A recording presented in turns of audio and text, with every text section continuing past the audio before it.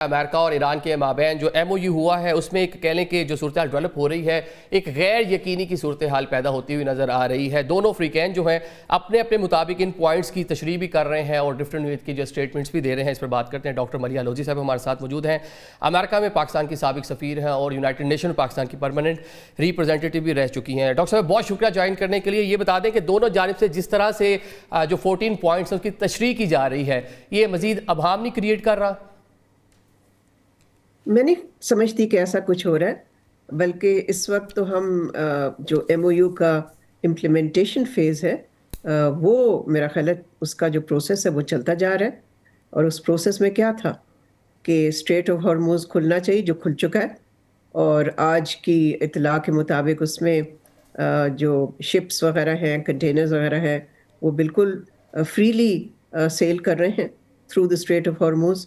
دوسری طرف سے جو امریکہ نے بلاکیڈ ہٹانا تھا وہ امریکہ ہٹا چکا ہے.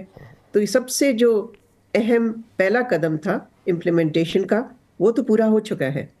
اب باقی جو ٹیکنیکل لیول ٹاکس ہیں میرے اطلاع کے مطابق وہ جاری ہیں.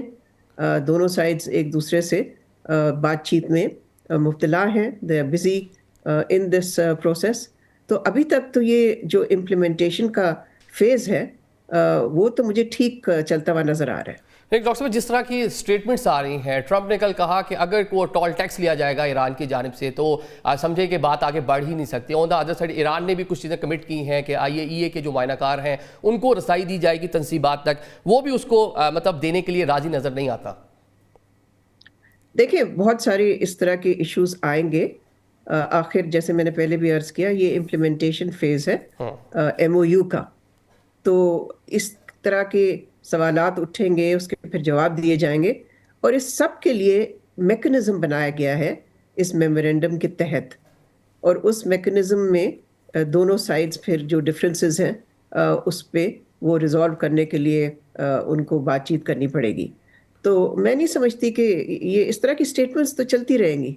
یہ تو نہیں ہو سکتا نا کہ 24 گھنٹے کے اندر اندر جیسے ہی میمورینڈم سائن ہوا تو ہر چیز ٹھیک ہو جائے گی. ایسا نہیں ہوگا.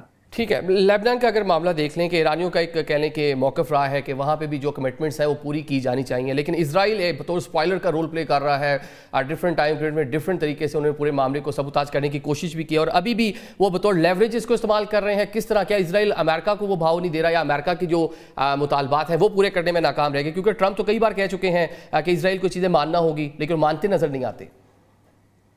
دیکھیں اسرائیل نے تو ضرور جیسے آپ نے کہا کہ اسپوائلر کا رول پلے کیا.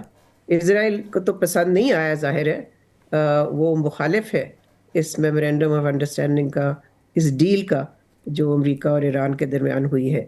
لیکن میں سمجھتی ہوں کہ امریکہ کے انٹرسٹ میں ہے، ان کے مفاد میں ہے کہ وہ اس کو اسرائیل کو روکے، اس کو رین ان کرے، اس لیے کہ صدر Trump is invested in this deal. تو وہ تو نہیں چاہیں گے کہ کوئی بھی رکاوٹ ہو.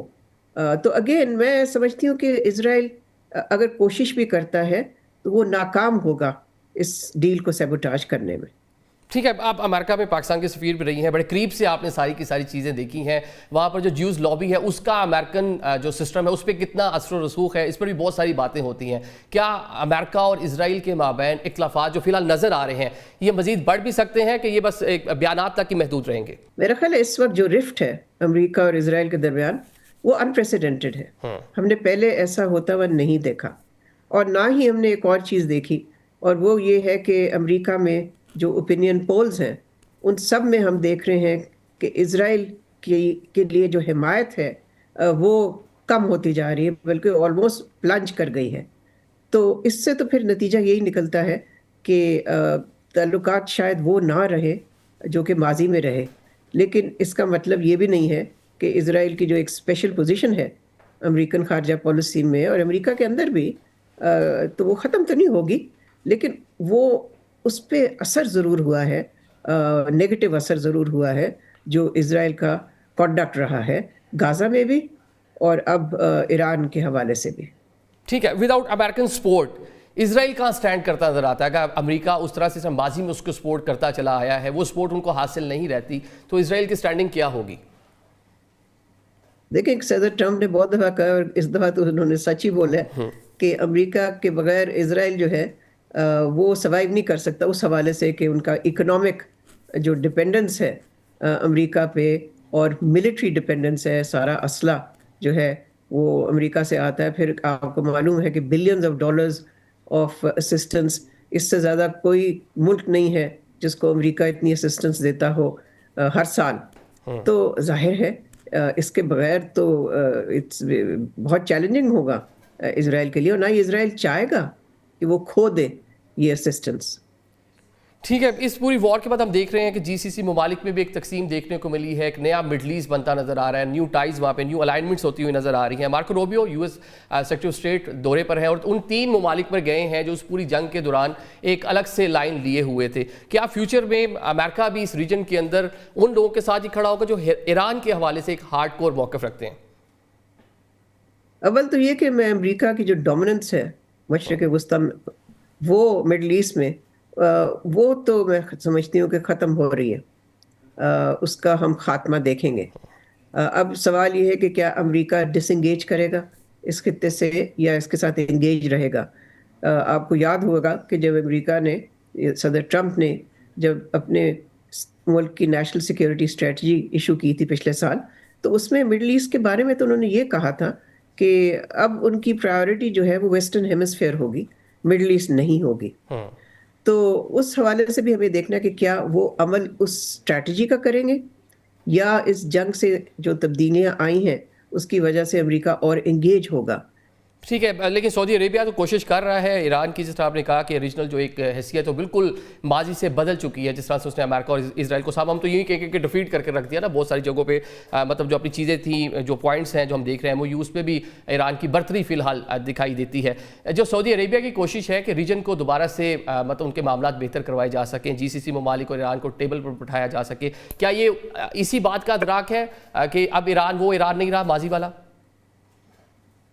میرا خیال ہے جیسے میں نے پہلے بھی عرض کیا، سعودی عربیہ کی کوشش ہوگی کہ وہ اپنے تعلقات جو ہیں وہ ایران کے ساتھ بہتری کی طرف لے کے جائیں.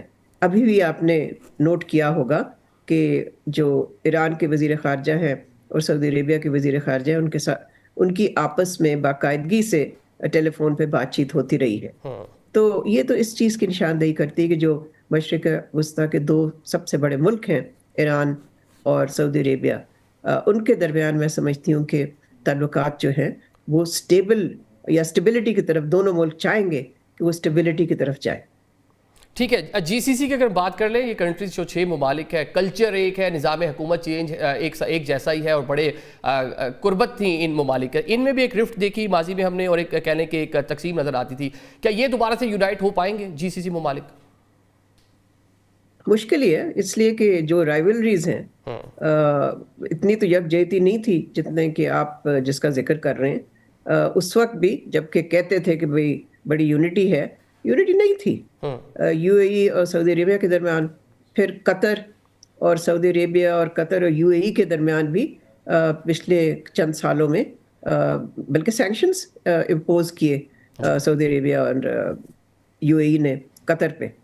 تو یہ ایک ہسٹری جو ہے، تاریخ جو ہے آف رفٹس، میں نہیں سمجھتی کہ ایک دم سے یہ غائب ہو جائیں گے. اس لیے کہ جو ان کی رائیولریز ہیں وہ نہیں ختم ہوگی. رائیولریز کس چیز کے لیے؟ انفلوئنس، اثر، اور یہ کہ خاص طور پہ یو اے ای تو یہی چاہتا ہے کہ بس وہی ایک ڈیسٹینیشن ہو فارن انویسٹرز کے لیے، بزنس کا کیپٹل وہی ہو اس ریجن میں، مگر سعودی عربیہ بھی یہی چاہتا ہے.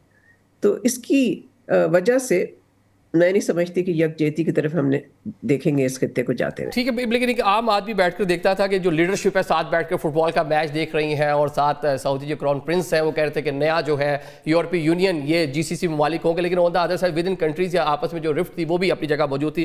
ڈاکٹر صاحب، R4 کا کیا آپ مستقبل دیکھتی ہیں؟ پاکستان صاحب اس کو لیڈ کرتا ہوا فی الحال نظر آتا ہے. کیا دیگر جو ریجن کے بڑے ممالک ہیں وہ بھی اس کا حصہ بن سکتے ہیں؟ جو مسلم نیٹو کی ہم بات کرتے تھے، جو ماضی میں بھی ایک کہہ لیں خواب رہا مسلم ممالک کا، کیا وہ ہوتا نظر آتا ہے؟ میں نہیں سمجھتی کہ مسلم نیٹو کچھ ایسا ہو سکتا ہے. بہت زیادہ ڈفرینسز ہیں ان ممالک کے درمیان. اور دوسرا یہ کہ پاکستان کو کیا ضرورت ہے کہ اتنی بڑی ذمہ داری وہ لے لے. پاکستان کے پاس اور بھی ایشوز ہیں جس پہ کہ اس کو نظر ڈالنی چاہیے. پاکستان کا اپنا خطہ جو ہے ساؤتھ ایشیا، آپ کو معلوم ہی ہے ہمارے دو ہاٹ بارڈرز ہیں بھارت کے ساتھ، مشرقی اور مغربی بارڈر دونوں. بالکل شکر ہے جی، شکر ہے کہ ایران کے ساتھ اب کوئی مسئلہ نہیں ہے، بلکہ تعلقات کہیں بہت زیادہ مضبوط ہو چکے ہیں. تو میں نہیں سمجھتی کہ جو لوگ کہتے بھی ہیں کہ یہ ہمیں کرنا چاہیے، میں کم از کم سمجھتی ہوں کہ ہمیں محتاط رہنا چاہیے. ہمارا فوکس اپنے گھر پہ ہونا چاہیے اور اپنے ہی سرحدوں پہ ہونا چاہیے. ہمیں اپنی جو سلامتی ہے اس کو ایشور کرنا چاہیے، نہ کہ اور ملکوں کی سلامتی کی ہم ذمہ داری اٹھائیں. ٹھیک ہے، اپنی سلامتی کو انشور کرنا ہے. صرف آخر میں یہ بتا دیں، جو پاکستان کی گڈ ول بنی ہے، پاکستان نے بطور ثالث جو ہے ایک بڑا تنازع جو ہے اس کو حل کروانے میں اپنا بھرپور کردار ادا کیا ہے، دنیا پاکستان کی معترف ہے. اس سے پاکستان اپنی اکانومی کو کس طرح اسٹرینتھن کر سکتے ہیں، یا اس حوالے سے کس طرح سے فوائد حاصل کر سکتے ہیں؟ اس میں بہت ساری بات ہوتی ہے، آج کل میڈیا پہ بھی ڈسکس ہو رہا ہے. پاک ایران گیس پائپ لائن جو ہے وہ پڑی ہوئی ہے اور بہت سی چیزیں. تو اس کا معاشی طور پہ ہم کس طرح فائدہ اٹھا سکتے ہیں؟ میں نے تو ہمیشہ یہ دیکھا ہے کہ پاکستان کی معاشی ترقی پاکستان کے اندر ریفارمز پہ مبنی ہے، اور ان ریفارمز کا باہر کی دنیا سے کوئی تعلق نہیں ہے. تو یہ کہنا کہ جی ہم نے میڈیشن کی ہے تو اس سے ہمیں بڑے فائدے ہوں گے، دیکھتے ہیں کیا فائدے ہوں گے. لیکن اگر ہم نے واقعی سیریس ہیں، ہم سوبر ہیں ہم کہ اپنی اکانومی کو ہم نے اسٹرینتھن کرنا ہے، تو وہ تو ڈومیسٹک اکنامک ریفارم سے ہوں گے. یہ جو ہے کہ جی جیو پولیٹیکل رینٹس جس کو کہتے ہیں، اس سے نہیں ہوں گے. ٹھیک ہے، میں بجا فرمایا کہ غیر ملکی سرمایہ کاری و انویسٹمنٹس وہ اپنی جگہ، لیکن جو ود ان کنٹری پرابلم ہے، جو آپ کے انتظامی معاملات ہیں، جب تک ان کو ہم قابو نہیں پاتے تو اکانومی اسٹرینتھن ہونا بڑا مشکل ہوگی. بہت شکریہ ڈاکٹر ملیحہ لودھی صاحب ہمارے ساتھ موجود تھی. ناظرین